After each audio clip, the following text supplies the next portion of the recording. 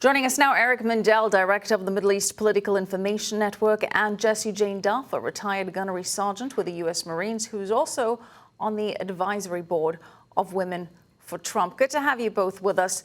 Jessie, I'd like to start with you. We have the Turkish President Erdogan telling President Trump that he is never going to declare a ceasefire in northeastern Syria, that he's not afraid of sanctions.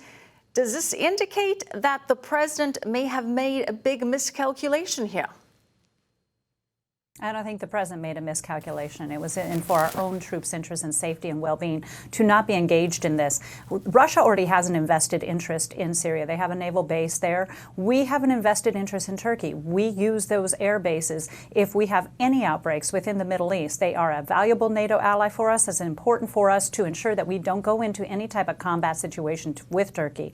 So now that Secretary Pompeo and Mike Pence will be talking with Erdogan, I am very optimistic that they're going to be able to make some reasonable concessions and work together. I think right now we hear a lot of loud talking, but behind closed doors, I expect that there will be some form of resolution. The United States is a heavy broker that Erdogan does not want to have a continual economic firefight with. Eric, do you agree with that this was not a miscalculation by the Trump administration and that somehow you can put this all back in the box? No, this is no way this is going back. This is too little, too late. I think this is an absolute turning point. I think this has really shown that President Trump is in over his head. He's lost almost all Republican support. I'll be in Congress for 2 days this week, except for the isolationist Rand Paul. Nobody believes what he did was correct. It's so rare that you ever have a foreign policy decision that has immediately negative effects and causes basically a war. It's emboldened all of the enemies. It's going to make every negotiation from the Taliban to China harder because the president looks weakened. So this decision and dealing with Erdogan, and I don't feel the same way about Turkey either. Turkey has been turned in by Erdogan into an Islamist Muslim Brotherhood state. The Incirlik air base that we have there is not absolutely vital. The Turks are not our ally. The Turks bought the S-400 system from the Russians. But I do believe that Turkey and Russia do have possibly a secret deal to carve up Syria. But there's nothing here in American national security interests of what President Trump has done.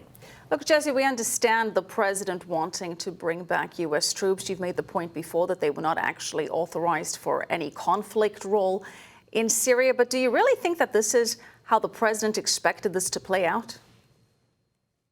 I don't know what the president does or does not expect. I am not behind closed doors with him. But let's be very clear.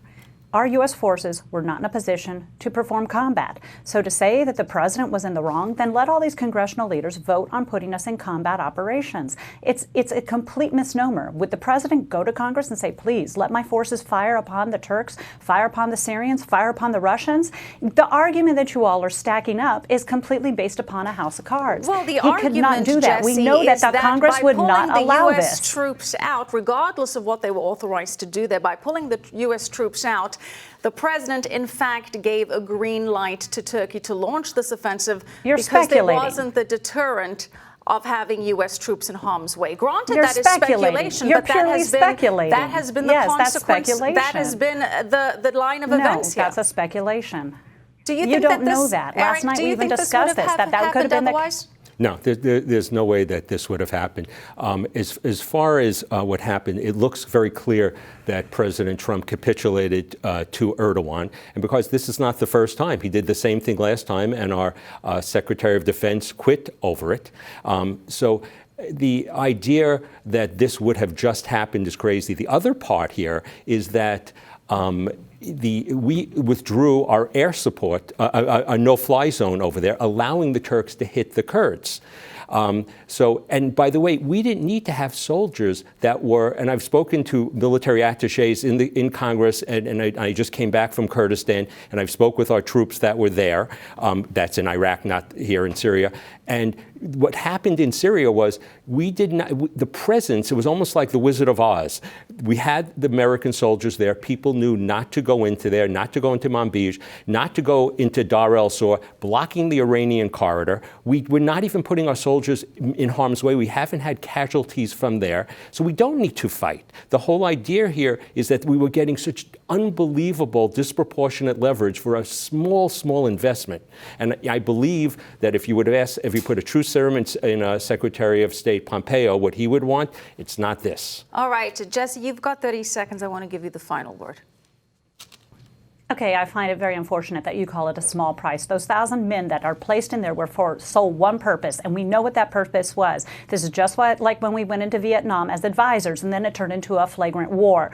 These men were there as advisors to the Kurds, and we knew that they were there for Syrian democratic forces. That is it. But to use them as human shields, I find insulting. You go over there and stand in front of those Kurds, and you go over there and stand in front of the Turks as they come over the border, because you know and I know that being a human shield is not the role of the United States military. All right. Thank you for your passion and opinion, Jessie Jane Duff, Eric Mandel. Appreciate it.